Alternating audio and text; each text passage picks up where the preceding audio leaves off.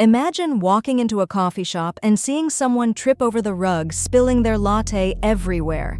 What's your first thought? You might think, wow, what a clumsy person. They really need to watch where they're going. But now, imagine you walk into that same coffee shop, catch your foot on that exact same rug, and send your own coffee flying. What do you say?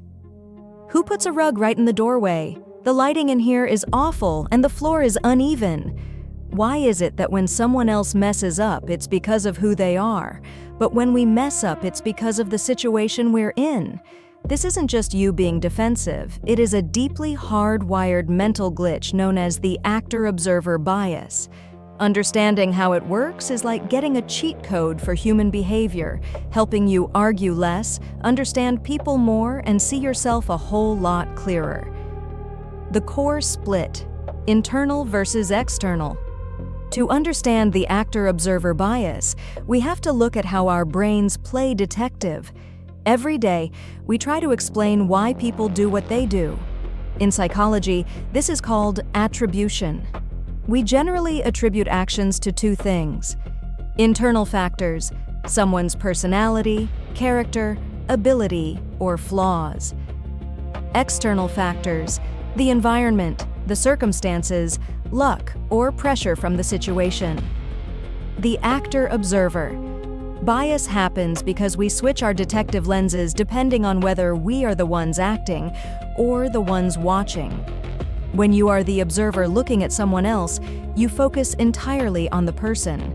If a coworker misses a deadline, you assume they are lazy or disorganized, internal. But when you are the actor, your eyes are looking outward at the world. If you miss a deadline, you don't think, "I'm lazy." You look at your overflowing inbox, the sudden meeting your boss called, and the Wi-Fi that crashed for an hour, external. The rule of thumb: we judge others by their character, but we judge ourselves by our circumstances. Why our brains do this? This bias isn't proof that we are all selfish hypocrites. It actually comes down to a mix of mental efficiency and basic physics. 1. The focal point, what you actually see. When you watch someone else, they are the main character in your field of vision. They are moving, speaking, and drawing your attention. The background environment just fades away. But when you act, you can't see yourself. You are looking out at the heavy traffic, the rude cashier, or the rain. Because the situation is what fills your vision, that's what your brain blames. 2. The information gap. You live inside your own head. You know your entire history. You know you didn't sleep well last night. You know your car has been making a weird noise, and you know you're stressed about a family issue. You have all the context to excuse your own bad mood. But when you see a stranger snap at a store clerk, you don't have their history. You just have a 3-second clip of them being rude. Your brain takes a shortcut and assumes that 3-second clip represents their entire personality. Real-world damage, relationships, and work. This bias plays out every single day, often causing unnecessary conflict because we are literally reading two completely different scripts for the same event. Driving road rage. Think about driving. If someone cuts you off, they are a reckless, dangerous driver who shouldn't have a license. But if you cut someone off, it's because the exit ramp came up too quickly, your GPS gave a late warning, and you had to make a sudden move. Relationship friction. Consider chores at home. If your partner forgets to take out the trash, it's because they are inconsiderate or forgetful. If you forget, it's because you had a brutal day at work and your mind was completely exhausted.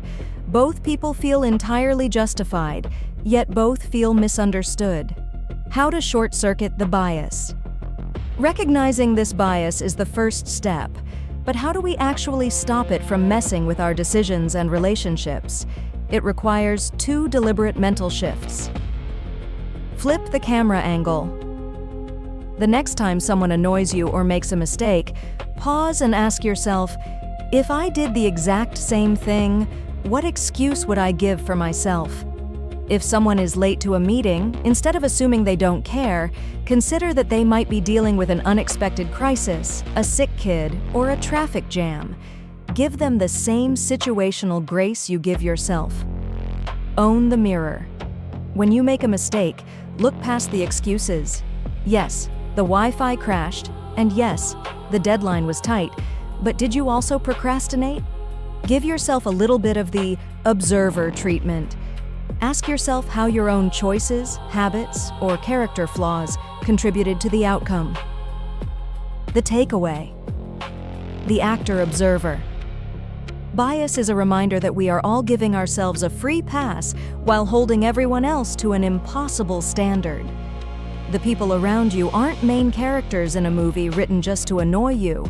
They are actors navigating their own chaotic, stressful environments, just like you are. By shifting your perspective, you stop jumping to negative conclusions about others, and you start taking real accountability for yourself. Understand your mind. Think better. Decide smarter. If you found this video helpful, hit that subscribe button, leave a comment with a time you caught yourself falling into this bias, and I'll see you in the next one.